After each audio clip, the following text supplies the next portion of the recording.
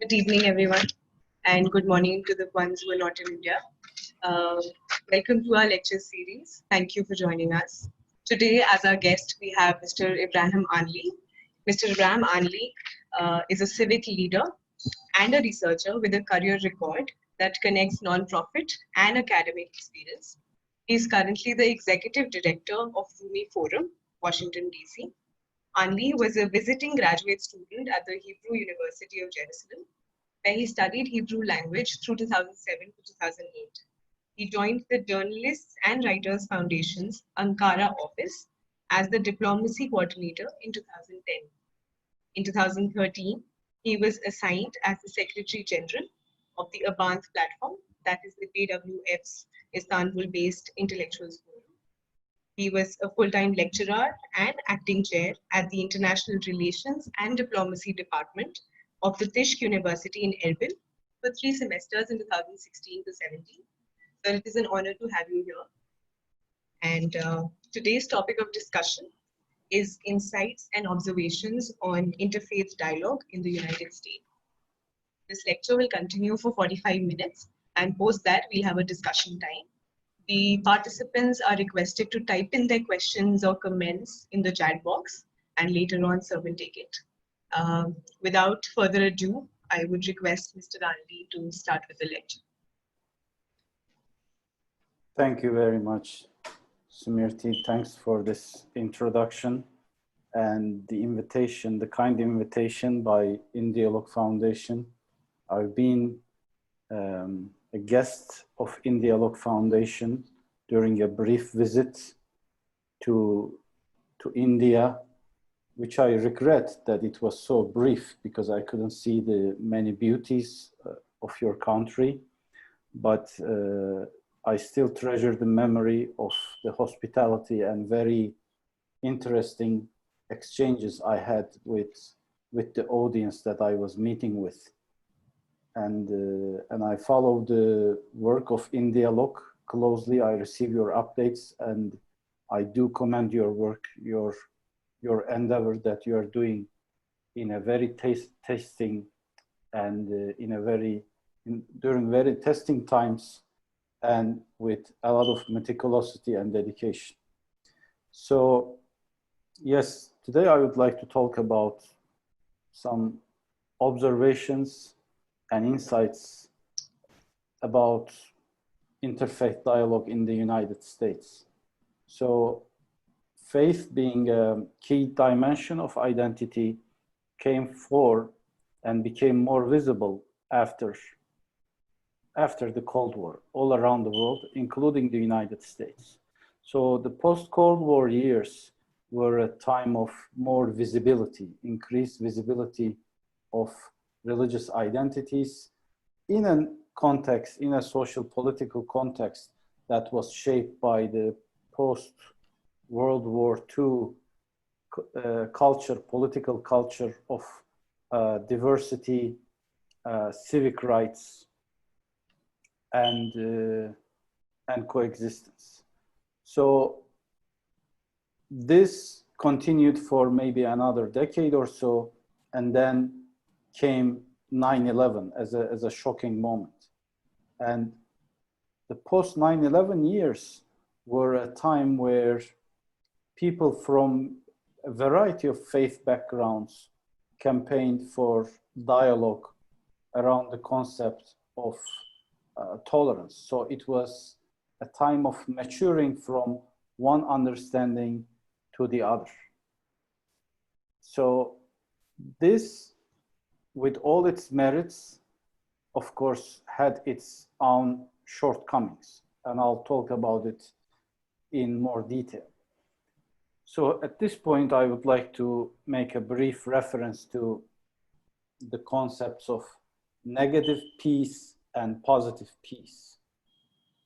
Negative peace, as the literature defines it, refers to an absence of violence.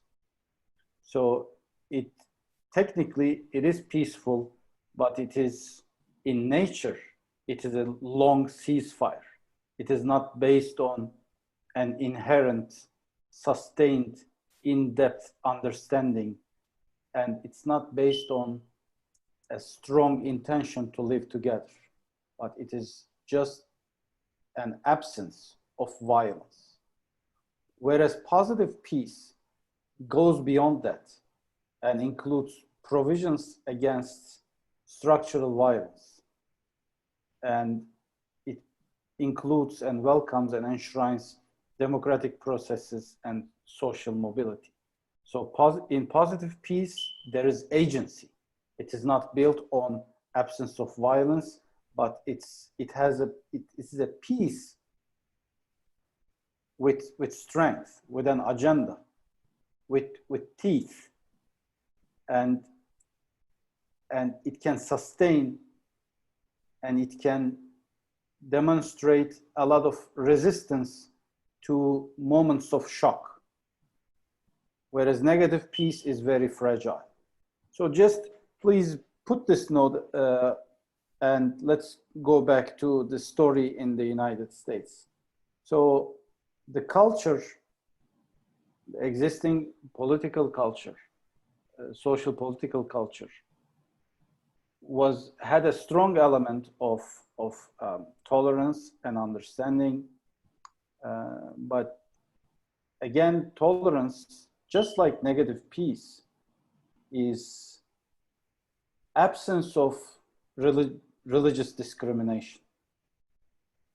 So tolerance means you are where you are and I am where I am. We are still in our compartments, in our cultural, societal bubbles, without really having long-term, sustained interaction and engagement based on understanding, based on an intention to generate added value for the larger society. So tolerance will allow people to stay in their isolated bubbles, whereas pluralism will encourage sincere social interaction and building of authentic relationships across religious divides. And it is going to be definitely more long-term and more resistant to moments of shock compared to tolerance. A culture of tolerance can be shaken by huge changes, conflict, and economic crisis, fast urbanization. Moments of big, huge change can shake the foundations of tolerance and make the society vulnerable to tensions based on belief, whereas a pluralistic culture will demonstrate a stronger resistance, and because it will be consolidated on an in-depth understanding of living together. And going beyond that, it will be built on an understanding to generate added value for the society in general. So it is not intolerance, it is I understand you, acknowledge your identity, you acknowledge mine, and this is where it stops. It doesn't have a further ambitious agenda, whereas pluralism has this vision and notion. So in the post 9/11 world, it was a quest with all its merits and with all its success to promote, to discover or to rediscover the concept of tolerance, understanding, acknowledging each other's identity and accepting it as such. But again, it has shortcomings. For example, a culture of mere tolerance might be reinforcing existing stereotypes. Putting it very briefly, well, this and this and this community, they are kind of backward, and they don't really align with the values of our society, but I will tolerate that. This is not very sustainable. Such engagement, if you call it an engagement at all, is not very sustainable, because the stereotypes are not challenged. The stereotypes are not eradicated through meaningful interaction. So in a post-truth world, as we are living right now, where this ongoing, incredibly fast urbanization, for the first time in the recorded human history, the urban population is larger than the non-urban population. Since early 2000 or 2010, these are the statistics. For the first time in the recorded human history, urban populations are larger. So that will mean more proximity of people with different identities, more competition for the same jobs in those condensed urban settings. And typically it is always that jobs are less than the number of people who demand them.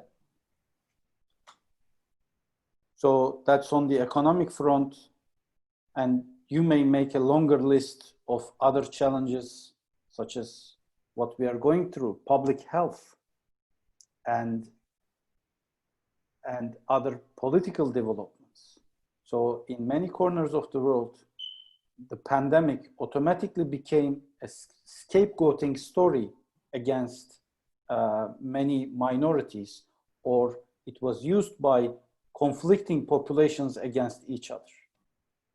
So when the pluralistic structures are absent, or they are not strong enough, there is great vulnerability. Even a totally unrelated agenda development, such as a pandemic, it is not related to any creed, any religious identity, any ethnic or whatsoever identity. Even such a thing can directly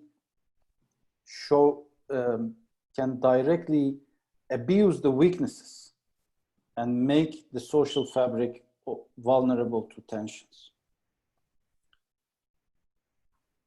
So the remedy is, of course, a decisive, well-planned, intentioned interreligious engagement. I would like to talk about some thresholds and some phases in interfaith dialogue, and how each threshold, how each phase speaks to us as to how to continue. So the first one is, these are again based on my observations on interfaith dialogue activities in the US. The first one is a time of interaction. It is a time of introduction between the groups. This phase is characterized by a high level of curiosity by the groups and a modest level of knowledge about each other, if there is any knowledge at all. There might be a severe lack of knowledge, or even worse, there might be a lot of half-truths and stereotypes in the minds of people about the other party, about the other group. So there's a certain weakness or shortage of knowledge there. during the introduction phase. And it is also characterized by a cautious form of engagement. People are very careful, and interactions are very ceremonial. They are just trying to know each other, get to an understanding about each other. So it is a very early beginner phase of learning about the other 101. So for a Muslim, that's kind of a moment of, sorry? Yeah? Your voice is breaking in the middle. I'm sorry to disturb. Mm-hmm. How about now?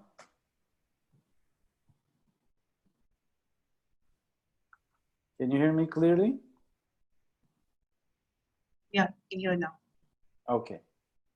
So for a Muslim, this is a moment of, let's say, Judaism 101, or for a Sikh, that's a moment of Islam 101.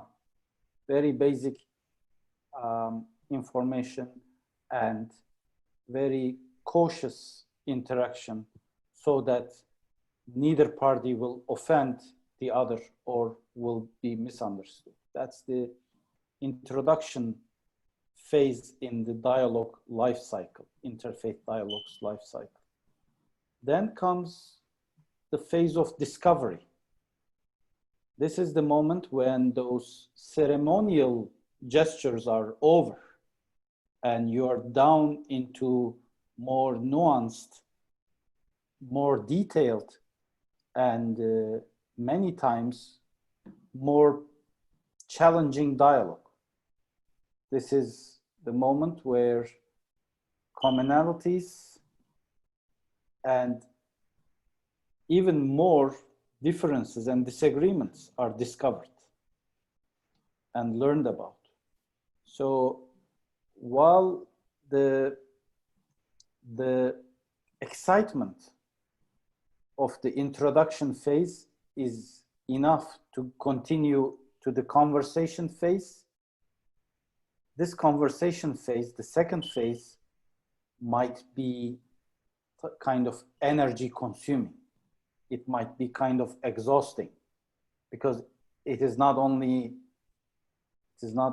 messages of living together and brotherhood and sisterhood, and it's not only about talking about all being similar, all being humans, but it's about sometimes a painful discovery about severe differences and deep disagreements, even with political repercussions.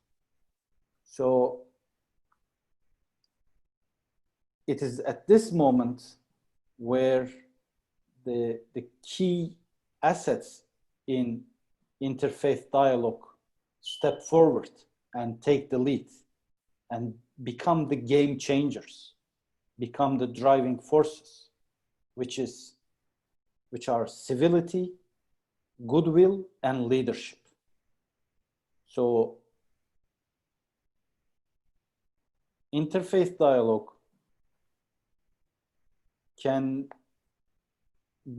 might be just limited to a well-intended conversation with a short lifespan without those assets of civility, goodwill, and leadership. So it is those assets and strengths that will help you move from the second phase of discovery, this challenging phase, to the next phase of conversation, the third phase. So this is where the parties engage in more nuanced exchanges. They have understood that they are not the same. They have understood they have a long list of differences and disagreements, and this is accepted. and it is settled in the minds and hearts that no one is going to and no one should try to change each other. No one should try to engineer the creed or the world outlook of the other. So with that sense of acceptance, you can move into a very fruitful conversation phase, because no one has an agenda, if you will. The agenda is dialogue itself. And that's where dialogue builds its own strength. So the dialogue does not mean everyone at the table will agree with one another. It means a commitment of being at the table. So the process itself is the success. So during the conversation phase, the parties will engage in more nuanced exchanges. Possible topics of discussion might include things related to creed, worship, life cycle event, sacred texts, or even politics. This phase will feature a series of intercommunal contact and an elevated role for religious resources and leaders, and always a risky terrain of thorny, sensitive issues. Whereas a well-organized, well-managed conversation phase will be rewarded generously with a sense of sustained relationship despite differences. So it is no easy task, no easy business, but its outcome makes it worthy to invest every bit of energy and moment. It is important to recognize such compartments in the life cycle of dialogue, because that will always help us remind ourselves that, well, this is no less complicated than a development project. This is no less complicated than building a dam. You're building a dam in front of the floods of intolerance, in front of the floods of communal tension that might eradicate the social fabric, that might harm the social fabric for generations. It is important to recognize the complexities and nuances so that we can dedicate these assets, such as civility, goodwill, leadership, and maybe others, to the endeavor. It is important to recognize that this is not just a ceremony. Though even when it is limited to ceremonial exchanges, still interfaith dialogue has its own merits, and it will surely generate its positive outcomes, but in a time of increased proximity and increased proximity of groups in urban settings and increased competition for scarce urban jobs, it is important to build it with very strong foundations. So that it will be a positive drive of trust building when people want to sit down together to resolve their issues. So that's another important point. Interfaith dialogue will not solve the problems, but it will have an invaluable contribution in building the trust, which is an invaluable asset when people sit down to solve their problems. So we shouldn't be expecting too much from interfaith dialogue either. It is a must in today's world.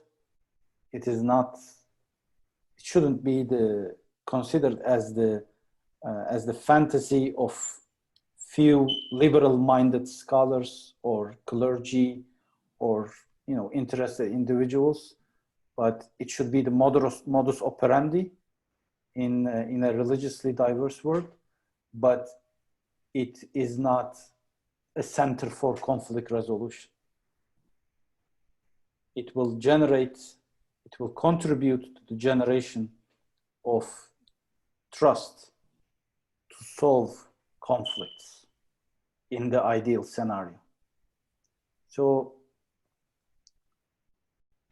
introduction phase, discovery phase, conversation phase, I will move on to the phase of engagement and finish there. So the engagement phase is intercommunal in its form. So it is still group A and group B doing something together, but it is different from the first three phases because its outcomes are not limited to these two groups. It is the level where parties to dialogue are developing shared positions and collaborating on a variety of areas that are not directly related to their identities. So this time, these two groups have been successfully introduced to each other. They have discovered each other. They have had meaningful conversations with each other. And now they are in a phase of engagement, generating added value for the third parties and for the society, for the larger society in general. So this is the phase when a third agenda will surpass self-concerns of each party and attracts them into the civic space as collaborating stakeholders. They might be working about public health, food, housing, family assistance, working against negative agendas such as domestic violence, child workers, you name it. But this time, having built an understanding and trust, these two parties can be stakeholders of one single agenda that is not a linear dialogue between A and B, but that generates added value for others, for C, for D, for E, and for others. The primary outcome of engagement phase is a consolidated relationship accompanied with genuine contributions to social justice, environment, and education. Because yes, it is beyond interfaith dialogue now. These parties are working together for a larger agenda, but still, working shoulder to shoulder is a way of dialogue itself. And in fact, it is a hardly replaceable way of consolidating your relationships, the existing understanding between the groups. So, to sum up, what I observe in the United States between the times when I was a student here 15, 16 years ago, and now is that interfaith dialogue is more mainstream, and its agenda is more geared toward consolidating pluralism than an agenda of tolerance. People have realized that tolerance is not enough to shoulder the challenges of the contemporary times. So, and in terms of its demographic composition, in terms of its institutional foundations, the funds dedicated to it, I am happy to observe that interfaith dialogue is much more mainstream in the contemporary society. Whereas there is no shortage of challenges, including particularly moving from one phase to the other as you engage in dialogue with the other party, because each phase is another threshold where there is a challenge that you need to go beyond.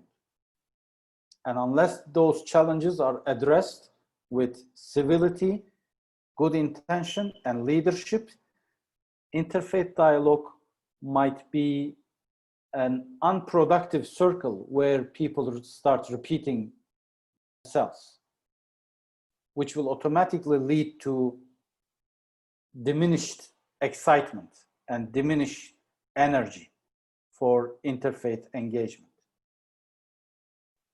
So it is imperative for the leaders, particularly, and for all those engaged to recognize that this is a complex, demanding endeavor that requires constant investment of energy so that it can be sustained and it can be a strong asset for the trust capital in the larger society. So that's where I turn to you and to the audience to see what this has stimulated in terms of comments or questions.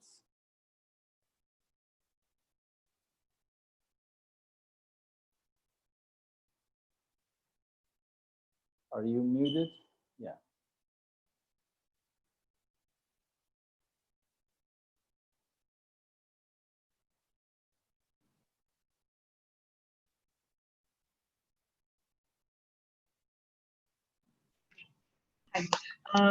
Thank you, sir. This session was very enlightening, and especially on a topical issue that we are seeing all across the world. I think there's a dichotomy that has been created between religious extremism on the one side, and on the other, there is a compromising of religious identities in the name of secularism. So this is a very interesting session, and especially the phases. There is one thought that I had on the phases that you had mentioned. So I was wondering whether these phases, as you mentioned, do you think that these are a linear process, or can it be the third stage can come first, or maybe we are forced into a conversation by the place that we're in? For example, like you talked about urbanization, can it move in different ways instead of a linear? Yeah, thank you. That's a very important question.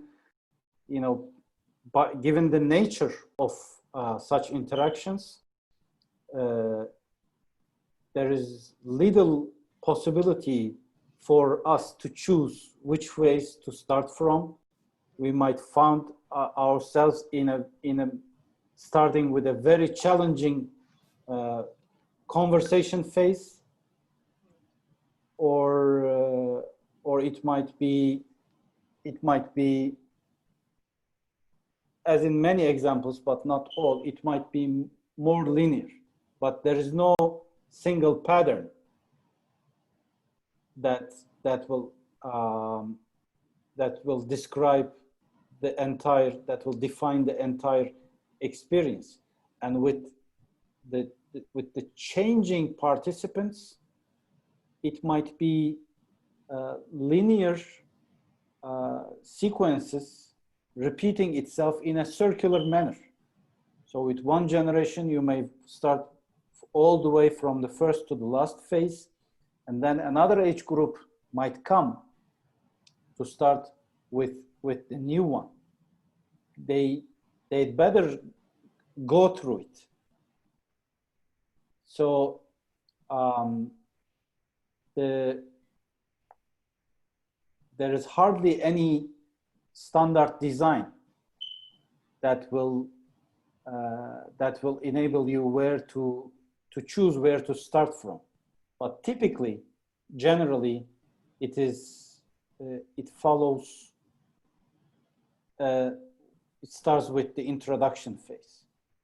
But there is no guarantee that it will be able to continue into the other phases because of what it demands. Those assets should be there. They should be invested. So we have a few questions from the participants. The first one is on something that you've already spoken on a little. So they ask that, what is the purpose of interfaith dialogue? Is it to create peace, or is it to maintain the status quo? So dialogue is the outcome itself. Let's put it this way. Otherwise, there is always a human tendency, an understandable human tendency to think that, well, we have been engaging in this dialogue, but what are we getting in return? So there is the risk of being unfair to the idea of dialogue itself by being over expectant. So in a world of intrastate order, multinational organizations, economic and military pacts and alliances and blocs, we should be fair to the idea of interfaith dialogue. There is a long list of stakeholders who have a long list of responsibilities to bring change. But dialogue, yes, let's highlight the merit and importance of the process, but of course there is an outcome, and that is that includes but not limited to, first and foremost, a sense of trust, which is becoming more scarce in the contemporary world, building a sense of trust. A culture of peace where we will have peace constituencies whose mindset will consider peace as the rule and conflict as the exception.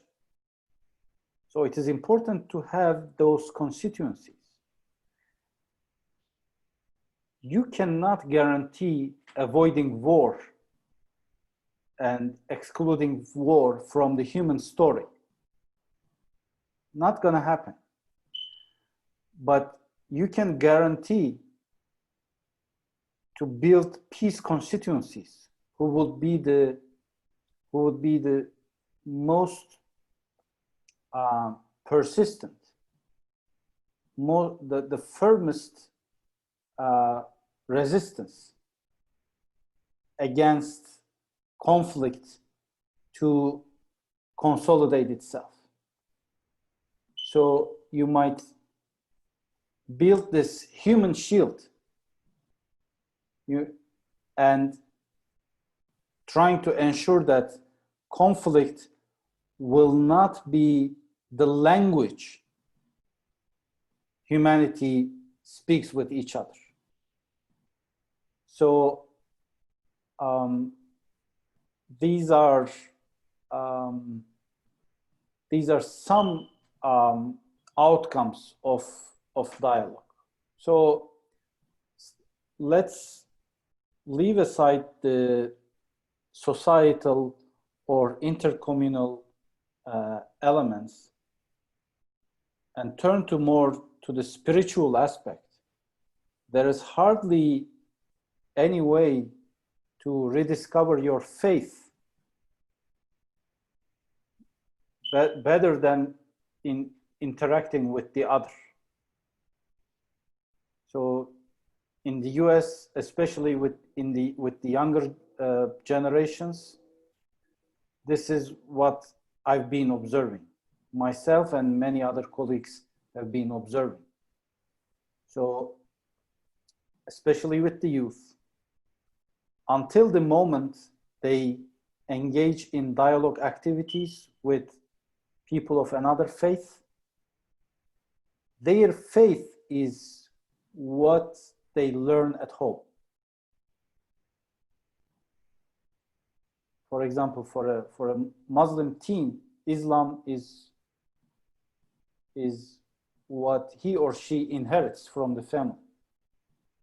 But the moment they start participating in interfaith dialogue activities, their questions about religion get much more qualified. So it is not about how I perform ablution or what I recite during this phase of the prayer, what time I perform. It's not about these daily practices, but it is way more nuanced, deeper, and they engage into a much more rewarding curiosity about their own faith. So dialogue is an incredibly fruitful quest, a journey into your own faith as well. So in that sense, dialogue includes dialogue with your own self. Interfaith dialogue includes that. Right. There's another question. So they ask, in a country where one or two particular religions are in minority, how can dialogue even be mutual?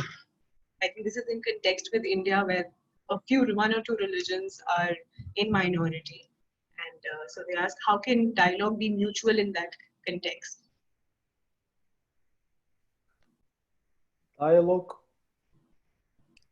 is not about power. So this question is important because it highlights the importance of designing dialogue settings that are immune from influences of power. So when you walk into this room, it is not about the political majority speaking with the minority or vice versa, but it is about two identities, two creeds, two belief systems, each one having incredible merits and a number of incredible merits and gifts for the humanity. So this is again about the concepts of tolerance and pluralism. If those facts about political power, power differences, distances of power influence the dialogue setting, then it might be limited to a culture of tolerance, particularly the majority tolerating the minority. But ideally, we want to go beyond the concept of tolerance and consolidate the concept of pluralism. And that's where the political power, demographic differences start becoming less and less relevant. And political pluralism also highlights that. It says, ballot box is not everything. If you deem it so, then that's majoritarianism. You secure 51% and you say, I hold the seal and I will pursue whatever policy I would love to. This is majoritarianist understanding. Whereas a pluralist understanding in politics will say that, well, you might hold the support of 90%, but you still need to consult and negotiate and engage with the remaining 10% in your public policy making. So ballot box, with all its merits, is something, but it's not everything. So even in politics itself, there is this understanding, there is this advocacy for a pluralistic attitude. So in dialogue settings, it is not easy to achieve. So I've lived in Jerusalem, where typically in terms of economic, political power, and other assets, the Israeli Jewish side tends to be better equipped than their Palestinian counterparts in dialogue settings, generally speaking. So it is not easy to control this dynamic, and it's not easy to keep it out of the room. But ideally, dialogue is those two stories talking to each other.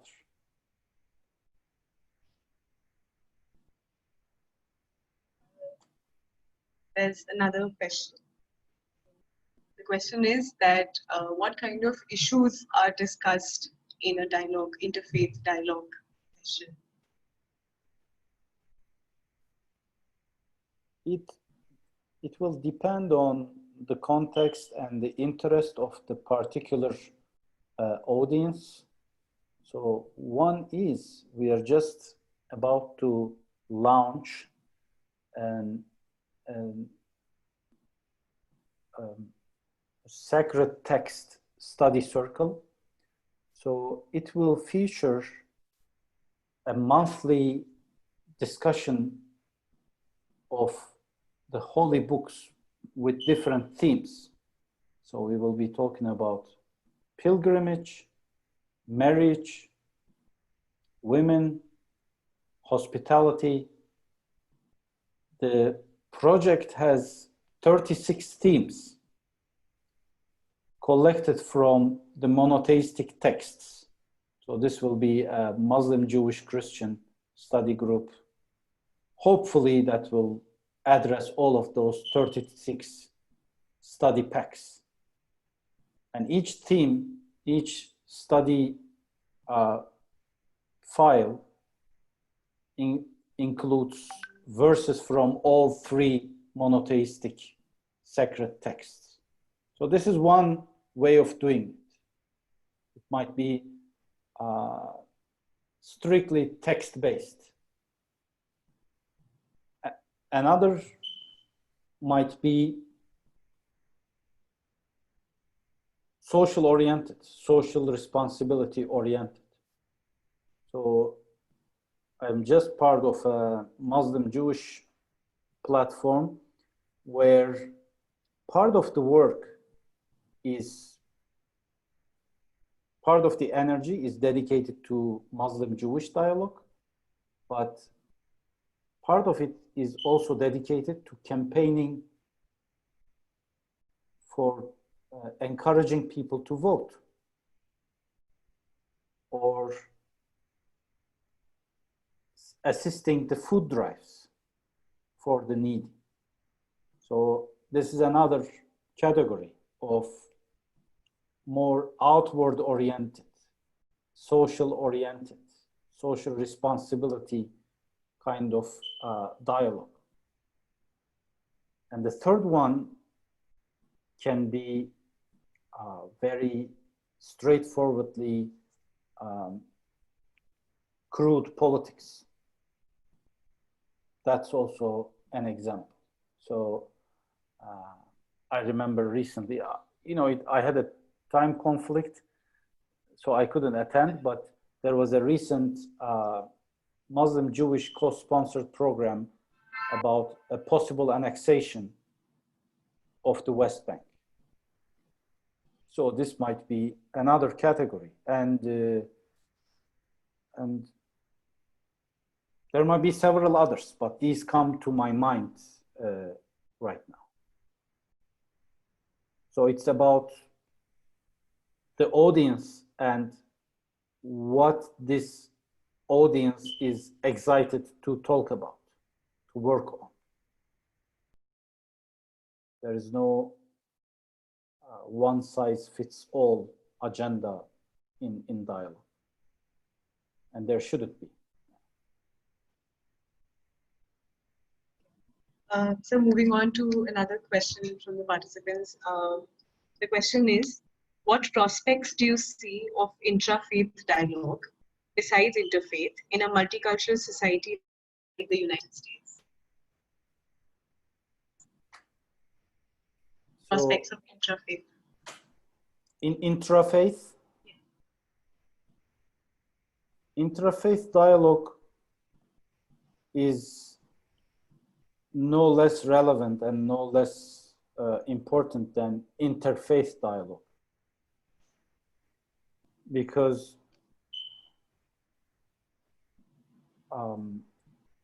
the typical respondent of interfaith dialogue is mostly the most liberal or center liberal proponents of this faith group.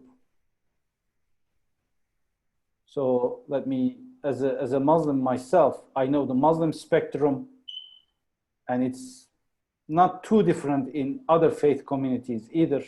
So there are always pro-dialogue Muslims. There are skeptics who can be convinced, but because of their historical baggage, they need to really witness, and they need to be persuaded. And if you highlight the merits of dialogue, they say, yes, this is fine. And there are those categorically against the idea of dialogue. So those pro-dialogue groups get together around the same table. Pro-dialogue individuals from different faiths. They have, as in the conflict study literature, it is called the boundary role challenge. So they have dual challenge, not one. One is to get to an understanding with peoples of other faiths on sometimes very demanding, painful issues, or agree to disagree in a civilized manner. And then taking this outlook into their own communities and convincing their fellow believers that, look, it is possible to agree to disagree with this and this group. Or they might be saying, well, look, we have a plan A, they have a plan A, which is the ideal plan for each group.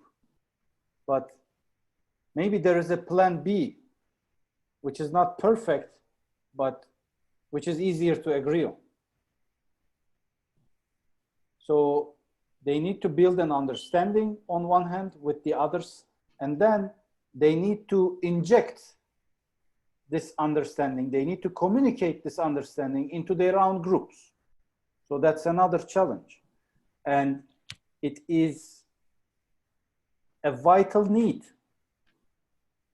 in the contemporary societies. I do observe such need in the United States, and I'm sure it's not limited to the American context. Otherwise, we risk ending up dialogue being the curiosity and excitement of only the liberal wings of each religious groups. Whereas dialogue has no erosive effect on your piety. You can be strictly orthodox, deeply committed, deeply pious, deeply devout in your own faith, and be incredibly open to engagement with people's faith, peoples of other faiths. There is no contradiction there, but there is an illusion as if there is. So it is intrafaith dialogue that will help people, you know, liberate themselves from such illusion. So very relevant question. Thank you. This dialogue inherently means that we recognize the humanity of the other as much as we are human, the way we would want to be treated the same way we treat the other. There's another question by Asad. So he asks, he says, every person who feels that they are spiritual or they work within their faith-based community will always say firmly that our tradition is about peace and I am a peacemaker.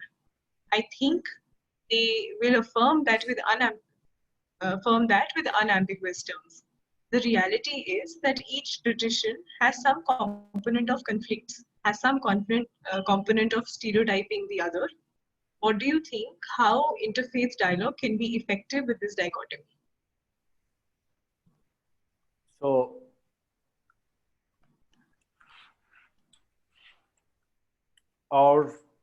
each faith tradition admittedly has this tendency. So recognizing its main drive of being a commitment to your own faith, such understanding is welcome. Whereas if it turns into a blind advocacy, a categorical denial of your own shortcomings or mistakes, or of certain dark pages in your history, then there is no weakness in admitting that you couldn't stand up to the values of your own faith. Let me put it this way. It doesn't harm the integrity of your creed, of your faith. To the contrary, such humility is what all faith traditions promote and enshrine as one of their main teachings. So I think such, selective reading of our experience, of our history, is first and foremost disrespectful to our own faiths. Whereas admission of guilt in a spirit of genuine humility will only strengthen you. So again, this goes into the very foundations of dialogue. Dialogue it's important to know what dialogue is about, and it is equally important to what dialogue is not about. Dialogue is not a competition where we get to the table to claim to monopolize the ultimate truth to the humanity's perennial questions. It's not a moment where we brag to have the very answer to the very questions. And it is not a place where we use the conversation to settle political accounts, historical accounts. And as, you know, very precisely addressed in this question, it is not a moment where we whitewash our mistakes using our affiliation with a certain faith as a proof of innocence. So that goes into the humility, into the concept of humility. And any deviation from that is not a deviation from dialogue only, the spirit of dialogue, but it's a deviation from what our belief systems teach us, from the concept of humility.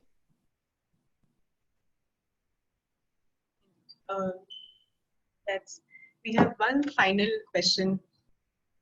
It says, what suggestions do you have for diverse societies like India? This has been asked by 2-3 people in different forms. Your suggestions? Yeah, first of all, you know, I have despite my, you know, huge curiosity and interest and appreciation for India, I regret to have very limited knowledge of the context. So I was just telling Smriti earlier before the program that I regret having just one very brief visit to India with little opportunities, little time to visit and observe and see the many beauties of your country. But India, looking at its history, its ability to accommodate multi-faith entities under one rule for ages, I think India just by itself has all the historical experience, the notion of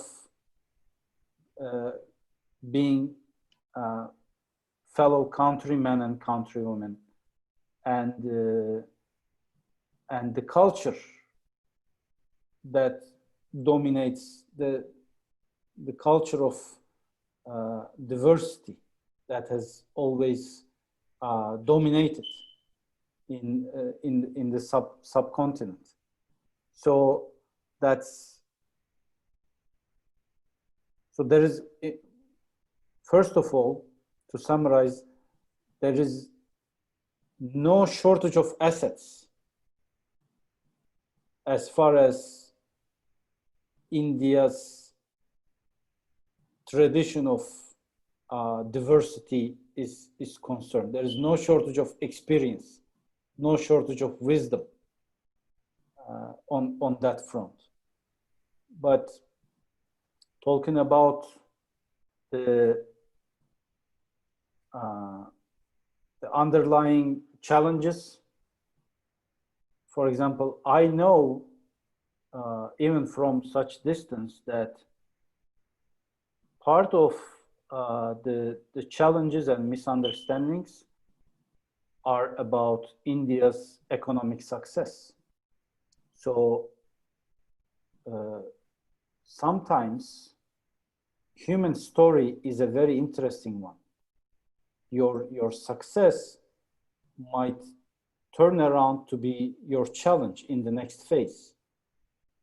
So this huge economic growth means fast change. And fast change, even in the positive direction, will challenge the social fabric. So it is important to understand that it is nobody's identity that that is causing certain challenges. First of all, the reason is different, and that reason is not too bad. It is the economic success that India is the fastest economy in the large economies of the world. But change comes as a package with a lot of gifts and a lot of challenges. So then here comes the one of the key teachings of the conflict literature. Talk about the problem, not the people. So that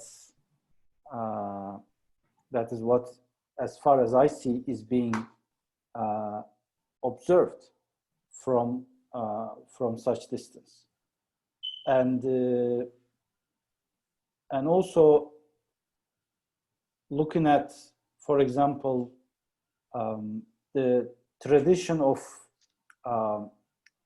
mysticism. Again, India possesses enough repertoire to inspire the rest of the world, and that's what's happening right now. So those riches, those gifts, are not only sufficient for India, but they are attracting the whole world itself. So that's important, because these teachings and these traditions center around the concept of humility. So when you look at Muslim Sufis and mystics of other faiths, this concept of humility is almost the central point, the point of gravity of the teaching itself. And that is a very vital asset in intercommunal dialogue. So my limited knowledge allows me to respond that much. I wish I could do more, but for me, the story of India is something to learn from, actually. Very interesting to hear the outsider perspective in this and get an objective view of how it is viewed. So since there are no more questions, I would take this opportunity on behalf of the Indialogue Foundation to thank you for such an enlightening lecture and a very engaging session. So I'm sure the participants have enjoyed the lecture, and I would also want to thank the participants for joining us. This lecture will be available on Indialogue Foundation's YouTube channel. You can revisit it and you can subscribe to the channel as well. And finally, we'll be back with another session next Saturday, 6 p.m. I hope to see all of you there. Thank you so much for joining us.